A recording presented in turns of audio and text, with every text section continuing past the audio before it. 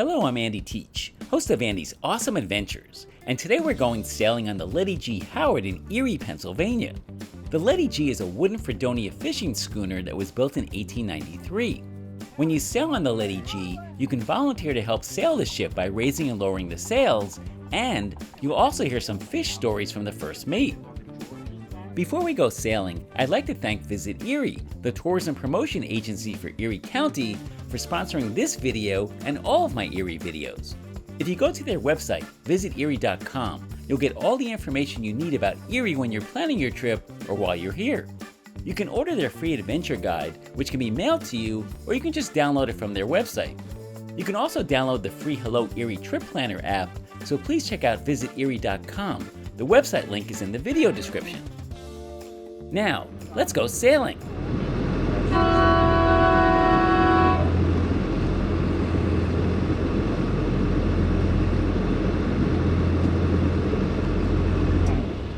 Seconds up!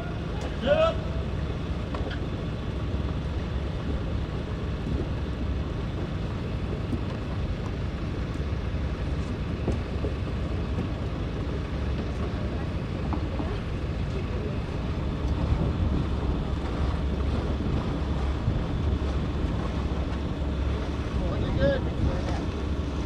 I'm going to be setting sail soon. My crew here is just preparing the last ones to go up. To do that though, I'm going to need more help. So I'll be asking you to lay in with us to set those sails. The full main sail is the one right over top of us here. Followed then, we'll do the foresail. Then there are two out in the front. The jumbo is closer, and the one all the way out is the jib. When we're setting the sails, these first two are gaff rig, so there's a stick on the top and a stick on the bottom, and the sail in between the two. There are two lines that we call halyards to pick that up. The throat halyard will be on the port side. It does this. The peak halyard will be on the starboard side. It does this. By their powers combined, we'll pick that stick up together and it will spread the sail out. To do so, I'll be asking for your help, and we'll be listening to 4 simple commands. We'll stand with our feet planted, we won't move, and hold the line in both hands. On the first command, haul away. We'll pull, reset with one hand, and pull, reset and pull. This is hand over hand, haul away. You don't want to try to reset with both hands because then you drop the line and you're not helping anyone. The opposite of haul away is to ease up, to give the line back to where it came from, again, hand over hand. That will bring things back down under control. That's why we always leave one hand on. If I need you to stop for whatever reason, I'll call avast. Keep holding on with both hands because you're the only thing holding the sail aloft and the big heavy stick on top of it. And then when we're all set and done, the sail is set, the crew will need just a little bit of slack sent up forward to get tied on to the belaying pins or the bits, as it were. And the last of those 4 commands is come up. And on come up, we'll drop the line entirely so that they've got all the slack that they need to make it fast quickly. Okay? So, really simple. Haul away, ease up, avast, and come up. Alright? Okay. Are we ready on the peak halyard? Ready, peak halyard. Peak halyard, haul away. All the way.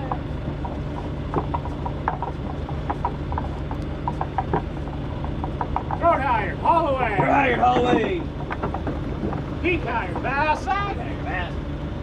Keep holding on, don't let anything come back. Good job, guys. Peak halyard, haul away. All the way.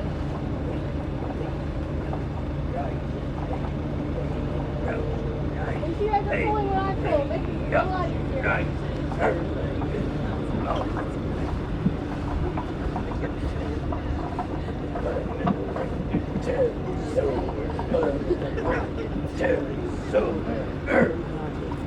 Alrighty, throat high. Keep going, Ready and Pete. heavy. So, we're going to go all together on his call. All right. Throat halyard. When I say you say heave, and you yell real hard, and you yell real loud and pull real hard. I did already. All right. Ah! Heave! There you go. Ah! Heave! There you go. Ah! Heave! Ah! Heave! One more. Ah! Heave! One more. Ah! Heave! Throw it higher, make fast. Throw it higher, make Alright, it Pete, fast. we're gonna do the same Alright, thing. dig I in say the hole, ah, don't you give say anything heave, back. pull real hard. Ah! Heave! Ah! Heave! There you go, ladies. Well, then what person say heave? Ah! Heave! Ah! Stopper is on. On the throat Right. halyard, ease up, On give the it back to card, me, keep hand over holding on, hand. don't let anything come back. Stopper's got it. Ease up, throat halyard. On the throat halyard, come up, drop the line entirely. Drop it like it's hot. There you go. Okay. Peak halyard, haul away, mash the throat.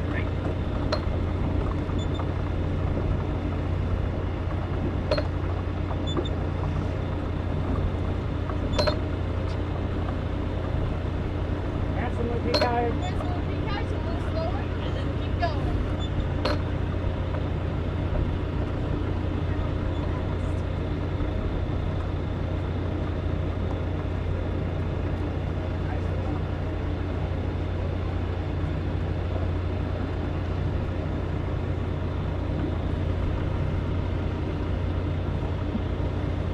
Peak halyard, fast.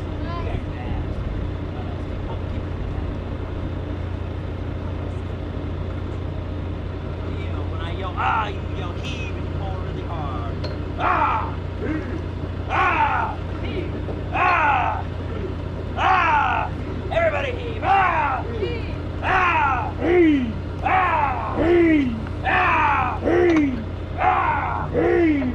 Ah! Throat halyard, make fast. Throat halyard, Peak go. halyard, haul away. Take it in hold. Same thing. I say ah, heave, real loud, real hard.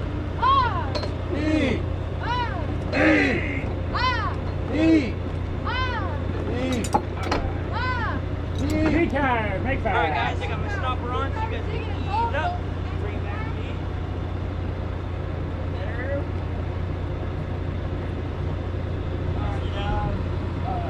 Top of the jumbo. How about the jumbo? Throw higher on that. Fantastic.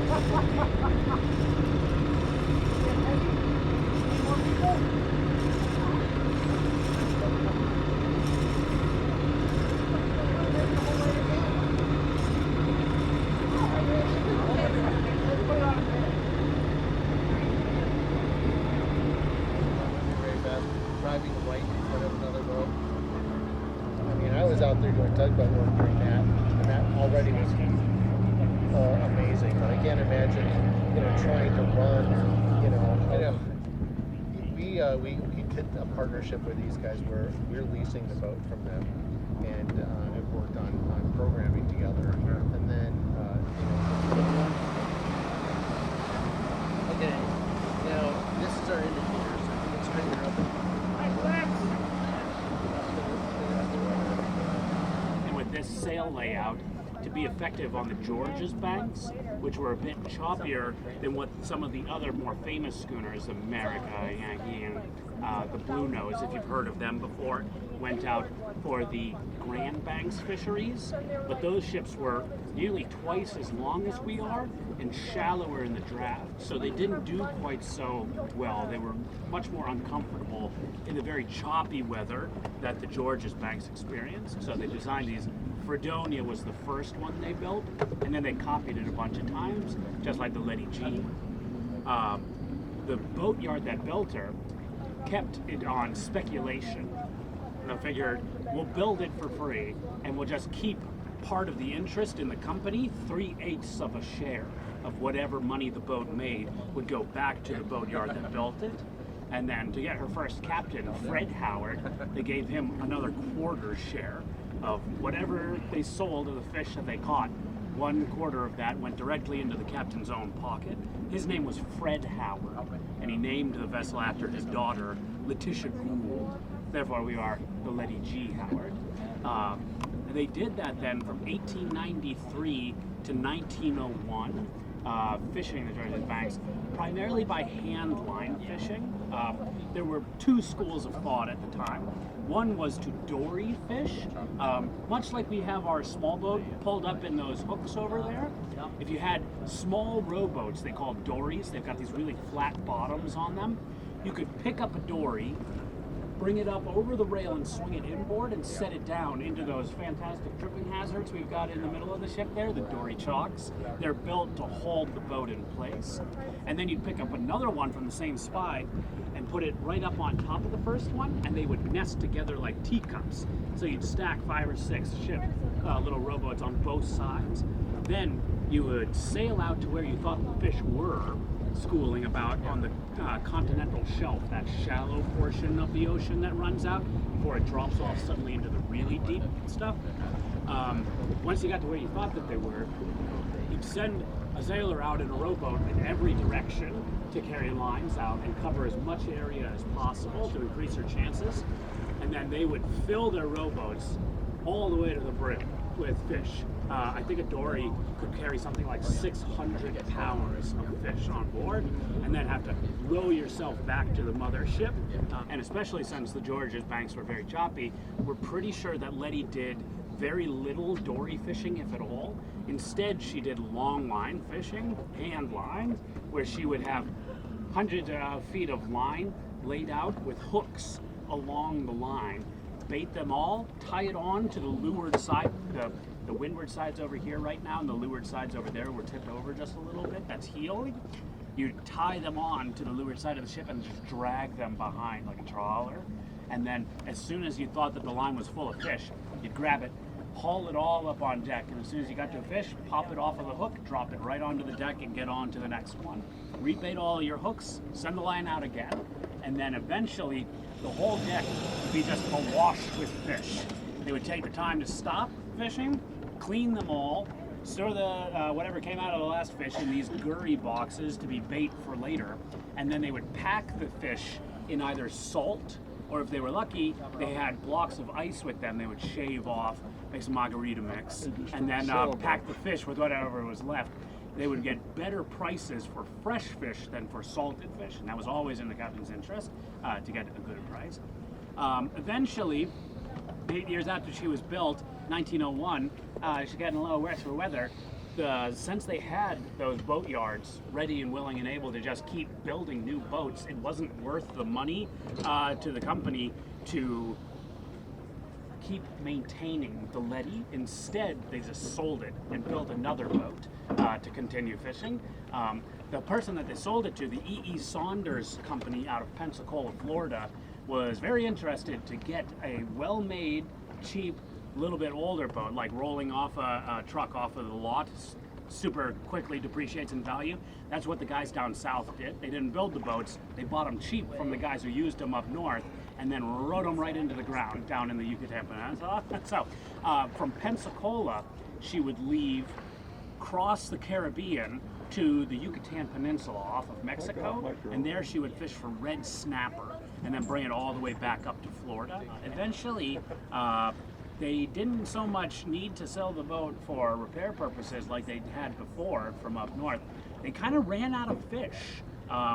They really, with expanding technology, they got better at finding them. There were so many fishermen with no real environmental ecology constraints on the fishing trades. They just outfished the red snapper. They were catching them faster than they could reproduce. So eventually, she wasn't making as much money anymore. They sold her to a conglomerate of businessmen back up north who wanted to start a new maritime museum in Gloucester. At that point, they had kind of lost track of everything, though. When she was sold to another company, they had changed the name to the Mystic Sea, and then another couple of name changes. Eventually, they thought that this was the Caviar, which was built in 1892.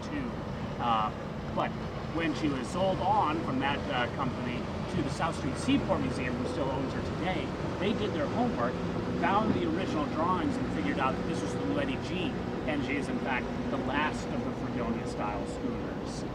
So in the late 80s, we were made a National Historic Landmark for that purpose. So They're actually riding on history right now. The flagship Niagara League is pretty well known in the industry for taking really good care of their vessels. And so, you know, leasing to us as opposed to some other entity is probably a wise maneuver on South Street's part. It does take a whole lot to keep a Lots of knowledge, 129-year-old wooden boat afloat a lot of and skill, moving and in good patience, repair. money. And knowledge, like who can read a book and then figure out how to rig this boat? Like, I don't think it's possible.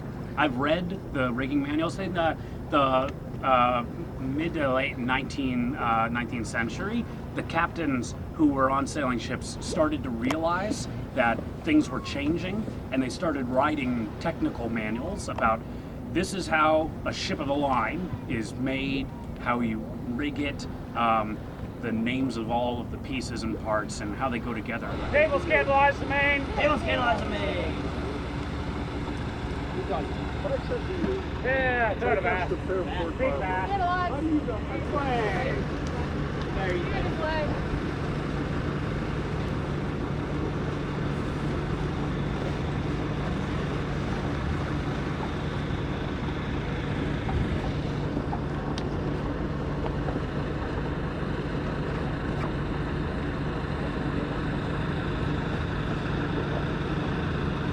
Third height of bass. Very bad. Are you stuck? Peak height of bass. The ring is caught on the gap. Yeah, see if we can clear it. Third height, he's away. Again? Third height, he's away. Very easy. Peak height, he's away. He got his leg. Move. Third height of bass. Peak height handsomely. It's Peak height of bass. back. Third height, he's away. Very easy. Height, make fast. Very easy.